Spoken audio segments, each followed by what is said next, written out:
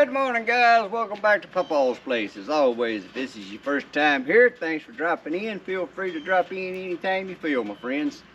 Guys, today we're about to change the battery on this 2018 Honda Pioneer 500. It's a 2018 model, and I made it for that many years, and this is 2024, but its battery's cold weather got it this winter, so I got to change the battery. So I thought I'd show y'all how to change the battery in case some of you want to do it yourself.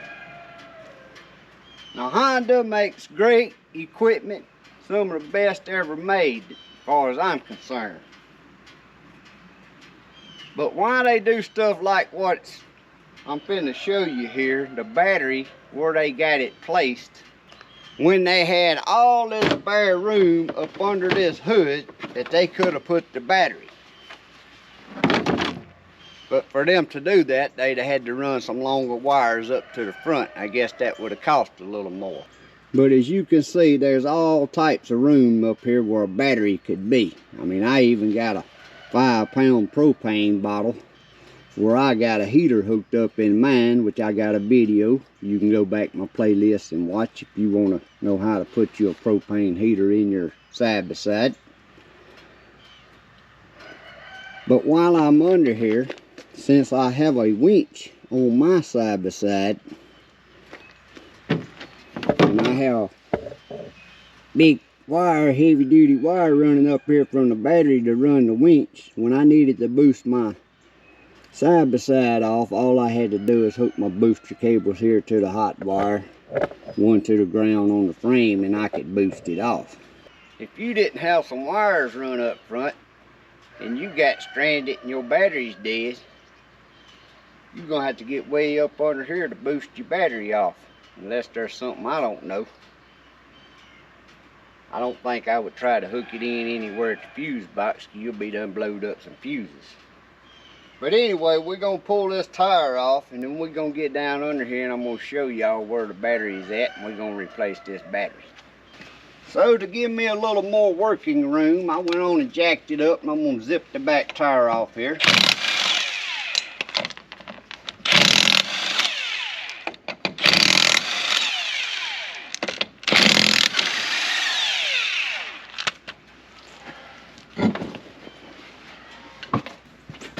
And right down under here is your battery box. And it is not waterproof, and this has not been off since I put that winch on back in 2018. It's got 2 bolts right here. I gotta go get my sockets. And you will remove that and pull the cover off, and then we can look in at the battery. But like I said, if you want to boost your side-by-side off, you would have to get under here, take this off in order to get booster cables on your side-by-side to boost it off. So why in the world do they put the battery way under here when there's so much room under the hood up there? God only knows. But if you took this to the Honda place to get the battery replaced, guys, you're going to pay them a couple hours worth of service, labor time, just to change out a battery. Now, on this one here, these are 10 millimeters.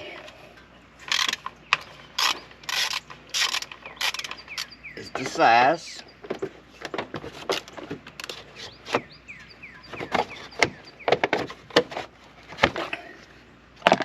And there's the battery. Got this little rubber strap that holds it in.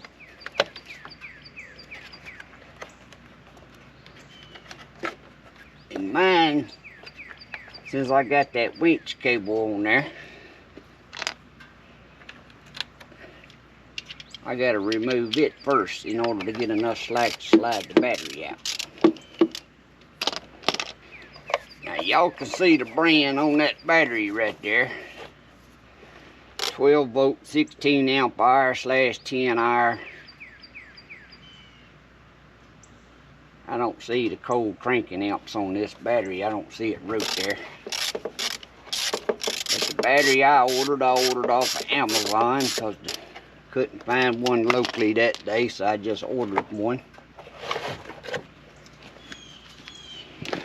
But the one I ordered right here ain't gonna be as good a battery.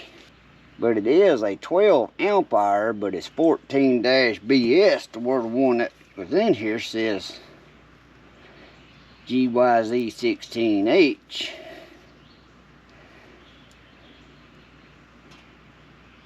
16 amp hours. Yeah, this is 16 amp hours. That's a 12 amp hour. So this battery probably ain't gonna last no time. So if I was doing this again, I won't get this battery. I'll make sure I write this information down. I tried to research it and it kept popping up this battery would work. And it'll work. It just ain't gonna be as good as batteries as this was.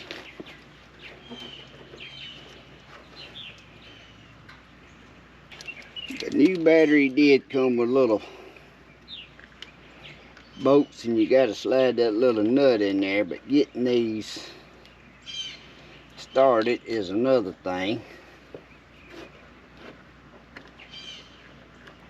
because you got to get a little screwdriver to hold up on that nut in there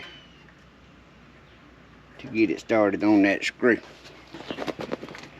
But apparently I didn't have no ends when I put these wires on here for my winch. And I ain't got none big enough now. So I'm going to just stick the wire back under there like I had it. Let it smash it down between there. It worked since 2018, so I guess it'll keep working, won't it? Same thing with your solenoid, guys. It's way under here. All this could have been put up under the hood up there. It made things so much simpler. But nothing's built for simple. So I got one side on. Let's see if we can do this other side. I will say the little battery connector bolts that come on the side by side is better than what come with this new battery, because they are brass. Now I know my hands when I'm up here doing this is all in y'all's way, but this is simple as putting the screws back and your wires back on. I had another wire I had on here from my LED bar light. I gotta make sure I find it and get it back in there. There it is.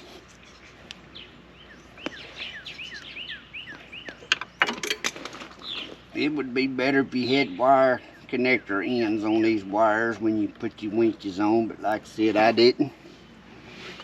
And it's been working since 2018, so it ought to continue to work. Alright guys, so after about the 4th try, I got that started.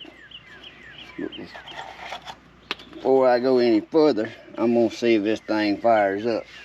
Make sure everything works. I got it all hooked back up.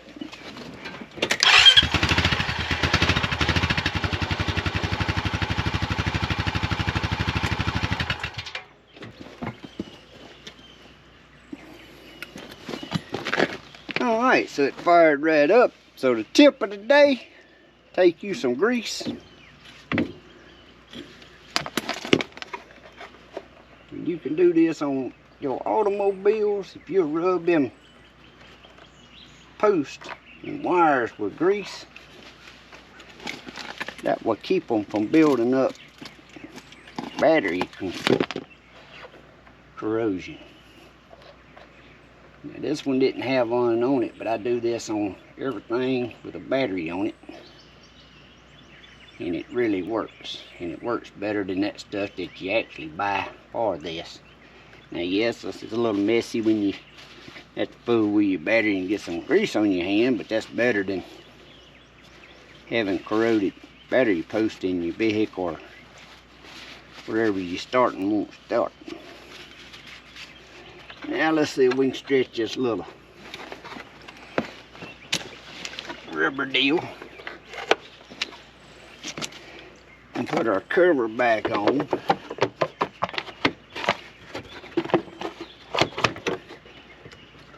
Dust cover, because it's not waterproof.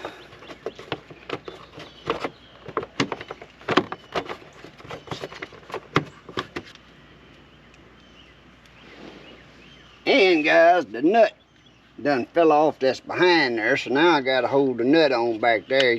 They didn't even make it where the nut stays back there, so that's all plastic.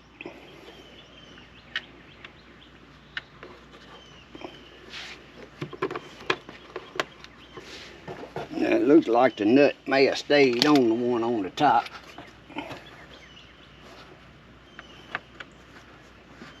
Yeah, the nut stayed on the one on the top. It didn't fall out.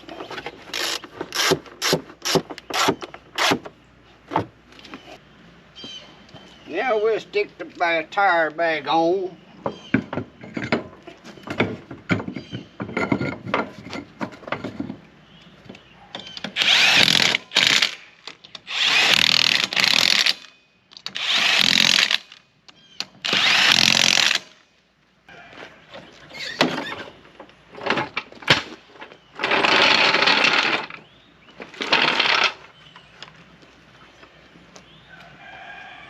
Now I would like to say we're good for 6 more years, but I bet you that battery don't get 2 years out of it. But the one that came in it was a good battery. So that's it with how to change the battery out on a Honda Pioneer 500. Again, this is a 2018 model, so I don't know what's been changed on the other models.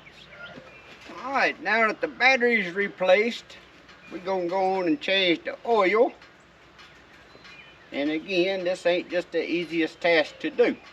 Now I got a video, go back and look at my playlist, a video on changing oil in the Honda 700 back when I first started YouTube videos, but I don't think I ever done a video on changing the oil in the Honda 500. So since I got to do it, I'm going to bring y'all along. First, you got to remove your seat to get to where the oil filter and stuff is. So I'm going to go on and do all that, and then I'll get underneath and drain the oil.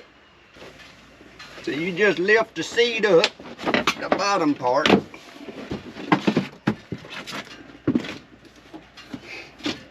And if I remember correctly, you might as well go on and undo the back seat.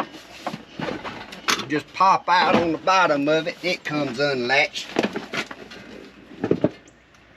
And y'all see I got a piece of vinyl back here that makes for a good wind draft and keeps dust from coming up through there, since I got a back glass in here.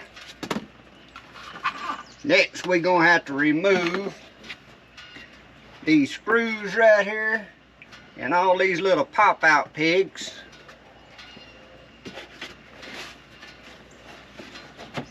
It's got a screw back here and more pop out pegs you got to remove to lift this out in order to see where to get to the oil filter. So I'm going to move y'all to the other side.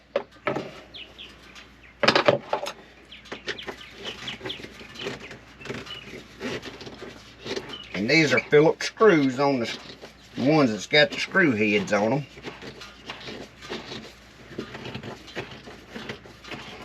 I should have given this thing a good washing before I started, but then I'd have had been working on wet and mud, so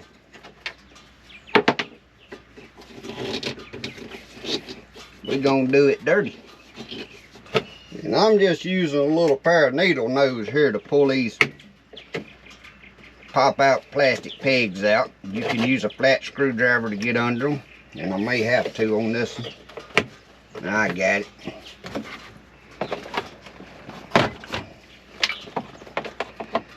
If I lose these, I already had a bag, I think, with some extra ones to replace them.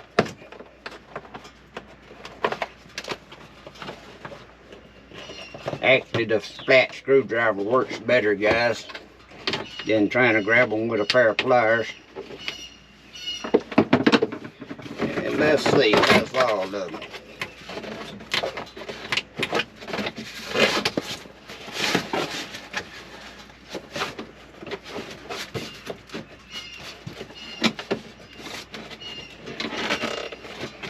Feels like it's got a nut in it, does, right over here on the outside edge. Now, skip one in the back here, the back corner. So when it don't come up easily, start looking for more pegs. Just like there, there's still a nut in the far back corner on the back wall.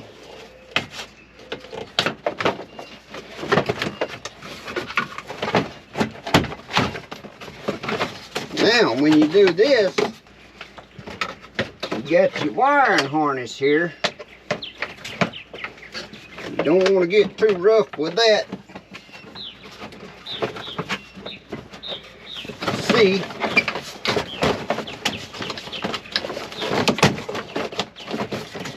if we can get this folded up enough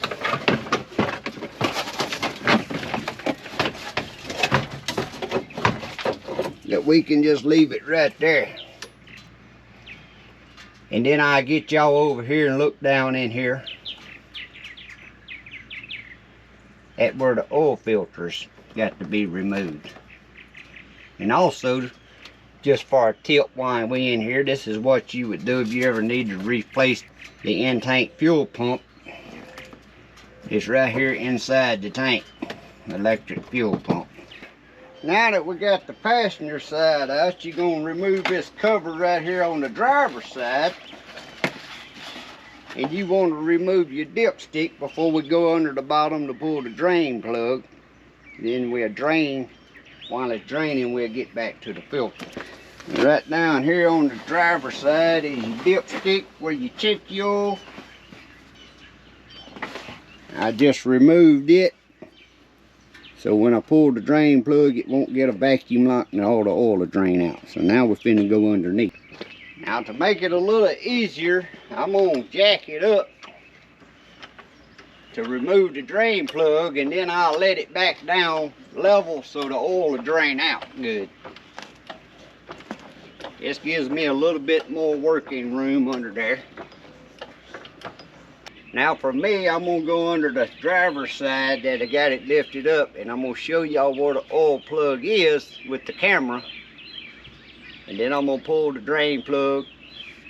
I'll let my side by side back down level so the oil will drain. So when you're going under, there's your dipstick.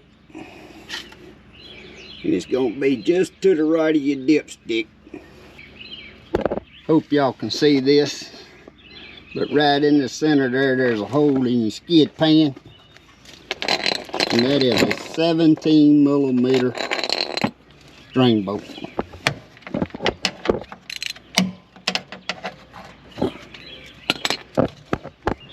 The bolt's gonna have a washer on it, so watch out for that when you pull your bolt off.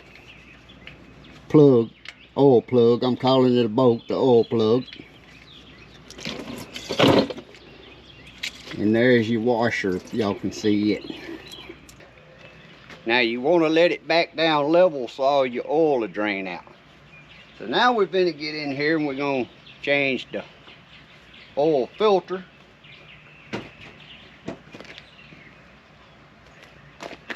Which you will need an 8mm socket.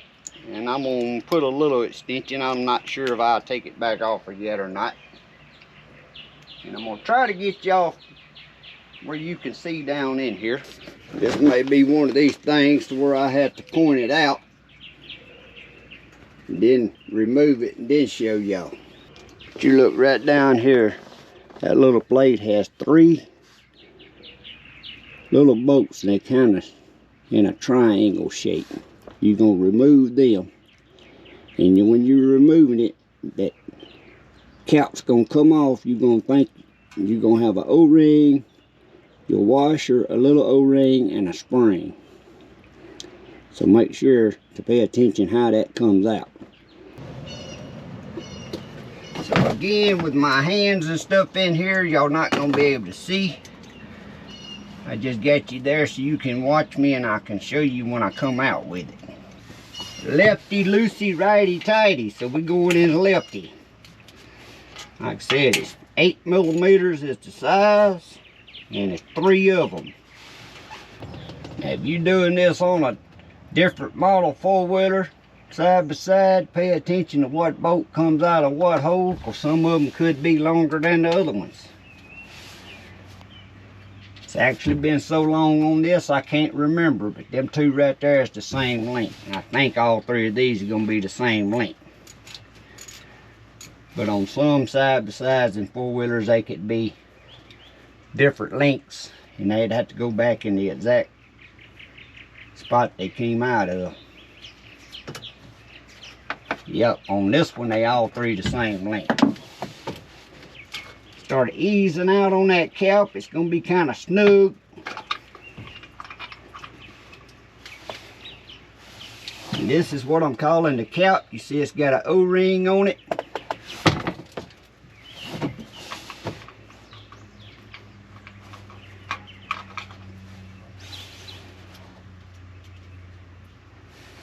Next is the filter. The black, where the O-ring's built in on this filter. Make sure you pay attention to what position that O-ring's pointing out. And then it has a spring. And that's all it is on there. Now I'm going to take me a good rag, clean rag, and wipe around that so when you go back on, it ain't got no dirt squeezing between your cap O-ring and the engine block here where it screws on to.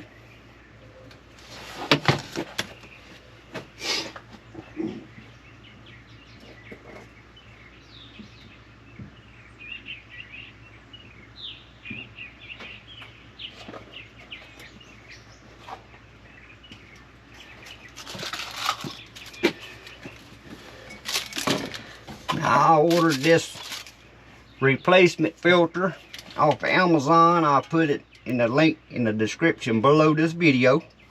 It comes with the filter, which see the big O-ring, and then you got a little O-ring goes on that side, which I dropped. The reason I didn't show it to you, because when it comes out, it fell off. I'll show it to you in just a moment. And then it's got a big O-ring to replace the O-ring that's on this cap. Now if you don't get an O-ring with your filter, you can reuse the O-ring that's on here. I've done that before.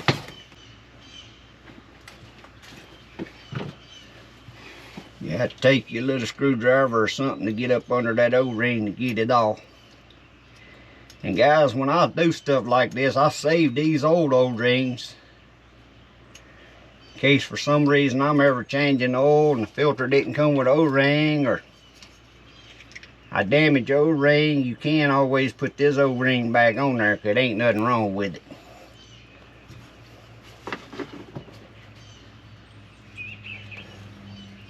Make sure your new O-ring's clean. Put it on.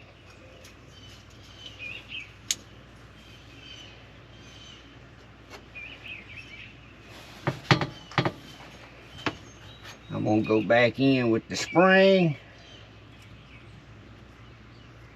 It shows that O-ring on there, but I don't really know what that O-ring does, to tell you the truth. Fits inside the spring there, but you got to hold it in there when you go back in with your hand. You can feel up in there and put that spring over that little nub stuck out. It's kind of tedious. I wish they'd had screw-on oil filters. It would make life so much simpler. And they could put a screw-on oil filter on these if they so chose to. Might cost them a little more for an extra part, but it would work. I'm going to try doing it this way. See if I can stick this on there and go in with it one time. This is the tedious part, making sure that spring is lined up in there straight. And if that spring ain't in the center of that oil filter and you squeeze it in there, you're gonna bend your spring and everything's not gonna work right. You could cut your oil flow off. So yeah, it's easier to get the spring in there in place, then go in with your oil filter and your cap. Then we're gonna start sticking our screws back in there and run them up as far as you can with your hands to make sure they ain't cross-threaded. If they don't start screwing in easy with your fingers, then something's wrong. Don't put a wrench on it and force it. This is aluminum. It'll cross-thread and strip easily. So I run them all the way up with my fingers. Then I'll take my ratchet, and you don't want to tighten one of them all the way down. You want to run them up, and then swap to the next one, run it up, swap to the next one, run it up, and then come back around. You don't want to tighten one of them all the way down before you, one at a time. You want to run them up a little, then go to the other and run it up some more. That way it makes sure that cap is going back in there straight. Because that cap has a lip on it with that O-ring that sticks up in there. And then I'll come back around them again. Like I said, I wished I could show y'all this, but I can't do it. Now they have a torque spec on this, but of course no shade tree mechanic's going to be using no torque wrench.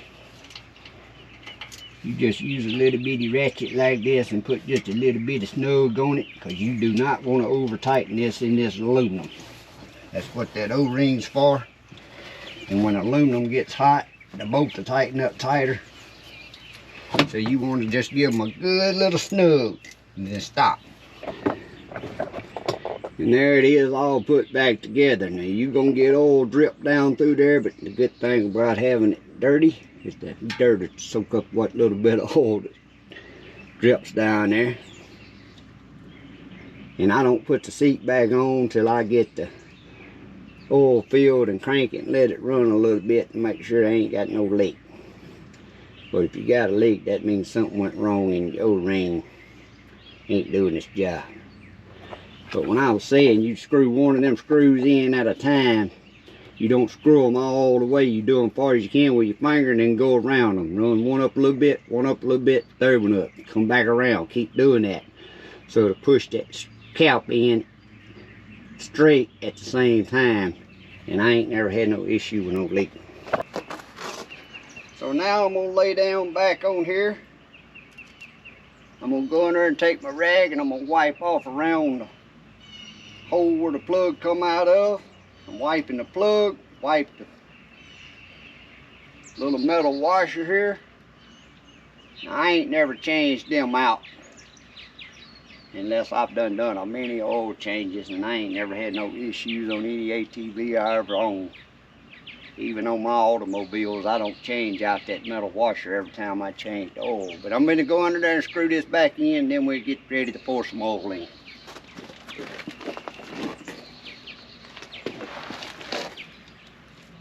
Again, they have a torque value for their oil plugs, but ain't no shade tree redneck mechanic. Probably 99.9% of your mechanics at the Honda dealership ain't torquing them. As long as you're using a little wrench and you just put a little snug on it, because that's aluminum, that's all it needs. It's not going to come out. Never had one come out in my life. Now it holds 3.2 quarts of oil in this 2018 500. I use castor oil, the black cap, 10W30. Now yes, when this thing was under warranty, I bought their high price Honda oil just in case something went wrong. I did that with all 3 four-wheelers I owned in my life and the Honda side by side before this one.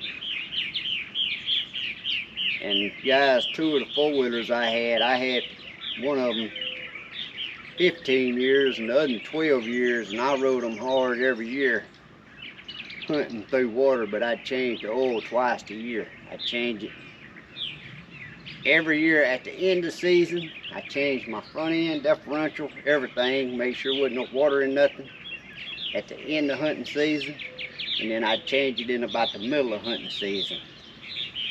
And I've always used castor oil, which is what I run in my vehicles.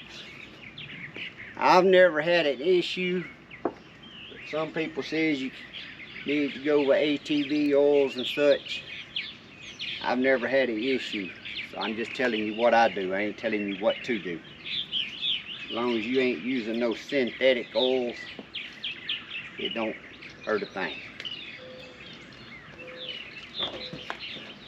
So you want to get you a good funnel, because you're going to be pouring this into where your dipstick is. And I need to go find my other funnel. I had one longer because I need a longer one to get my funnel up straight. I done removed the hose off this funnel for some reason, so I'm going to just use the 2 funnel method. And I know y'all can't see, but I'm going to pour it slow so it won't overflow, and when I get 3.2 quarts of oil in it, we'll crank her up and check it.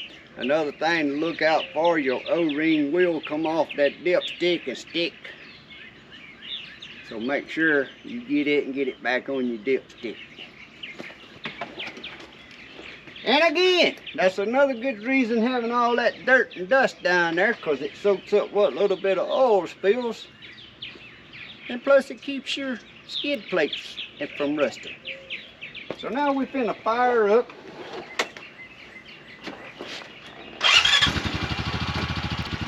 Let her oil circulate a little bit. Then we're gonna check it.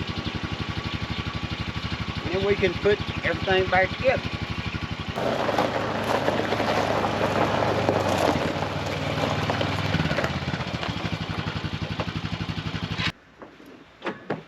Alright guys, we got her all put back together. Everything works good.